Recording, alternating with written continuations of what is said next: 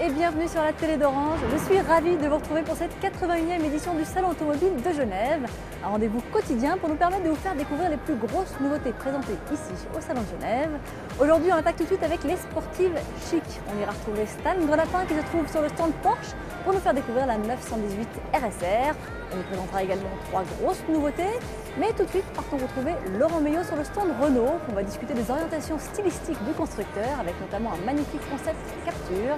On y va. Et bien voilà, je me trouve maintenant sur le stand Renault où je vais rejoindre Laurent Meillot qui va nous en dire un peu plus sur le magnifique concept Capture. Salut Laurent. Salut Margot. Raconte-moi, qu'est-ce que c'est que ce joli concept? Alors Capture, c'est la deuxième création de Laurens van den Acker, le nouveau designer de Renault. Il y a eu Désir, ce coupé formidable Sublime Désir mondial, qui est là d'ailleurs juste derrière nous.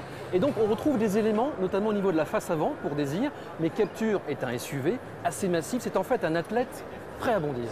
Alors quelles sont les technologies qu'on peut retrouver sur cette voiture? Déjà derrière vous, je pense que vous l'avez vu, il y a des portes qui s'ouvrent en oui, vitre. ça c'est magnifique. C'est très joli. L'intérieur avec des cordages. C'est assez intéressant, peut-être qu'on retrouvera un jour bang, bang, bang, bang, sur bang. la série, voilà, on peut jouer de la guitare. Et surtout, il y a un système extraordinaire, un système de rétrovision. Alors en fait, il y a des caméras qui filment la route, qui mixent ces images par rapport au GPS, et on obtient en fait de la réalité augmentée. C'est assez spectaculaire, ça aide vraiment à mieux naviguer, je dirais, optimiser la position de conduite. Et alors, ça préfigure d'un futur SUV chez Renault ou pas? Peut-être, peut-être. Alors c'est vrai qu'il y a beaucoup d'hypothèses sur cette voiture. C'est secret. On parle peut-être de version 4x4 ou SUV un peu bodybuildé de la Clio, peut-être Twingo, Modus, et puis il ressemble quand même beaucoup au Juke, vous ne trouvez pas Quelque peu, oui, au joli petit Juke. Voilà, Nissan, le ouais. SUV de l'Alliance. Mais quelques mots peut-être sur la voiture, parce qu'elle roule. Alors figurez-vous d'abord, c'est pas une voiture électrique, c'est une voiture avec un moteur diesel, DCI 160 chevaux, twin turbo, avec en plus double embrayage, donc ça c'est bien aussi. Mais surtout c'est un moteur qui en fait est assez sobre, donc performant à l'image des futurs moteurs de Renault. Et puis un différentiel autobloquant qui s'appelle le RX2, un système en fait qui contrôle la motricité à basse vitesse. Quand vous avez en fait une roue qui patine un peu, et bien le couple est réparti sur l'autre roue de façon à ce que ça marche mieux. Enfin, je vous apprends rien. Pour plus d'efficacité, absolument. Exactement. Merci Laurent pour ces précieuses informations. À plus tard. À plus tard. Merci. Allez, on continue maintenant avec d'autres nouveautés. On va faire dans le sport et dans le chic, mais dans le réel. Ce n'est plus de concept dont il est question. Regardez, on se retrouve juste après. La philosophie de la technologie Connected Drive chez BMW est d'optimiser le confort, la sécurité et l'infodivertissement à bord de la voiture. Parmi les innovations de la vision Connected Drive, on retrouve ainsi un affichage tête haute utilisant une technologie de réalité augmentée, décidément très tendance parmi les concepts 2011. Ce concept dispose en outre d'un combiné d'instruments à programmation libre qui fournit des informations en complément des données projetées sur l'affichage tête haute. Le passager dispose quant à lui de son propre écran. En tant que copilote, il peut entre autres analyser les informations ou adresses reçues en ligne pour peaufiner le guidage à destination du système de navigation et les envoyer, le cas échéant, au combiné d'instruments du conducteur. Autre innovation, le navigateur émotionnel.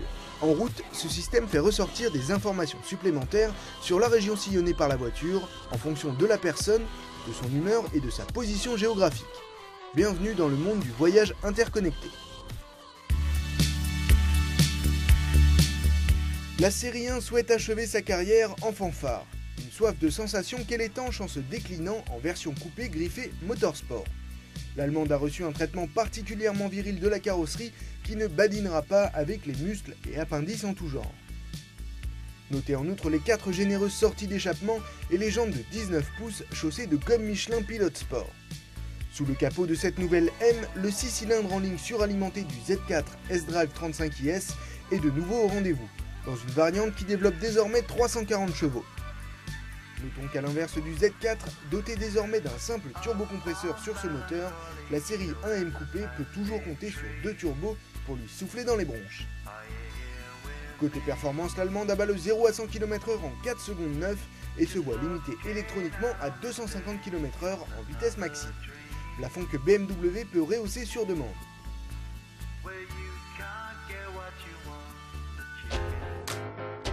Longuement peaufinée devant les paparazzis du Nürburgring, la RS3 fait enfin parler la poudre. Ses 340 chevaux et sa transmission quattro la placent en tête des compacts les plus explosifs du marché. Sans surprise, le tout récent 5 cylindres 2,5 litres suralimenté du TTRS vient se mêler aux festivités dans une définition inchangée. Comme sur le petit coupé, il délivre donc 340 chevaux et 450 Nm de couple dès 1600 tours minute. Les performances sont de fait tout à fait démoniaques avec un 0 à 100 km/h abattu en 4 secondes 6 et une vitesse maxi auto-limitée à 250 km/h. Le châssis profite également d'un abaissement de 25 mm et de disques de frein au diamètre agrandi. Notons que la RS3 impose la boîte double embrayage DSG à 7 rapports. La RS3 Sportback sera commercialisée début 2011 à quelques mois du départ à la retraite de l'Audi A3. Ses prix en Allemagne débuteront à 49 900 €. Allez, je piocherais bien parmi ces jolies petites bombes pour m'offrir un week-end, moi, enfin.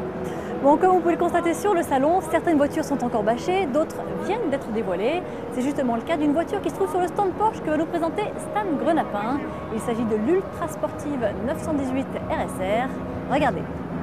Bonjour Margot, oui, on peut dire qu'avec cette 918 RSR, on est dans le sportif, dans le plus que sportif d'ailleurs. Plus que sportif, il y a peu ou très peu. C'est une voiture réservée, allez, on peut le dire, aux pilotes très confirmés et aussi très fortunés. Si un jour elle voit le jour, mais le fait qu'elle soit là aujourd'hui est plutôt un bon signe à Genève. Je suis avec le directeur général France de Porsche, Félix Breutingham. Merci de nous accueillir. Cette Porsche a un air de famille, on la connaît un petit peu, presque. Certainement, ce sont les grandes lignes de design de nos produits de série, mais également de motorsport. Vous retrouvez quand même un peu la 917, la première gagnant de 16 victoires de Porsche au Mans. On retrouve les lignes de nos voitures de course, mais également tous les petits éléments très familiaux pour le design typique Porsche. Quand on parle de Porsche, on parle de motorisation, et cette voiture a une motorisation bien spéciale, bien dans l'air du temps. Absolument. Bon, dans l'air du temps, Porsche s'est toujours focalisé de faire rimer un peu des contradictions apparentes. On a toujours cherché une vraie sportivité ultime, mais également une certaine, je dirais, fonctionnalité et de plus en plus responsabilité pour l'environnement. Ça semble un peu greenwashing, mais si vous prenez, notre 911 a toujours eu un petit flat 6, où les autres ont eu des grandes V10, V12, ça veut dire downsizing. On a toujours pratiqué et aujourd'hui on est innovateur, leader de l'hybridisation des produits sportifs. Alors on va parler chiffres. Combien cette 918 RSR développe-t-elle de chevaux? Bon, c'est 720 chevaux, autour de 500 venant d'un moteur de course, V8 de course, jumelé avec 220 chevaux venant des moteurs électriques. On imagine qu'une telle motorisation, ce sont des économies d'énergie. Absolument. Il y a deux éléments actuellement dedans qui sont vraiment importants pour nous. Il y a d'un côté l'économie, et si on est le leader, si on a les plus victoires au Mans, comme nous avec 16 victoires, ça veut dire qu'on doit courir très rapidement, mais également rester dehors entre les arrêts au stand très longuement. Ça veut dire bien économiser et ça aide d'un autre côté. Dans la vie réelle, la 918 Spider de série, on annonce une consommation autour de 3 litres. Merci Félix Breutingham. C'est à vous Margot, sans doute pour quelques autres nouveautés. Et bien voilà, cette toute première quotidienne consacrée au Salon Automobile de Genève est déjà terminée. Mais ne vous inquiétez pas, je vous donne rendez-vous demain. On fera un petit tour d'horizon des nouveautés, tous segments confondus. On retrouvera évidemment Stan Grenapin et Laurent Meillot. Et de mon côté, je vous ferai découvrir mon coup de cœur. Il se trouve ici, sur le stand Suzuki. Il se cache juste là. Il s'agit de la Suzuki Swift S Concept.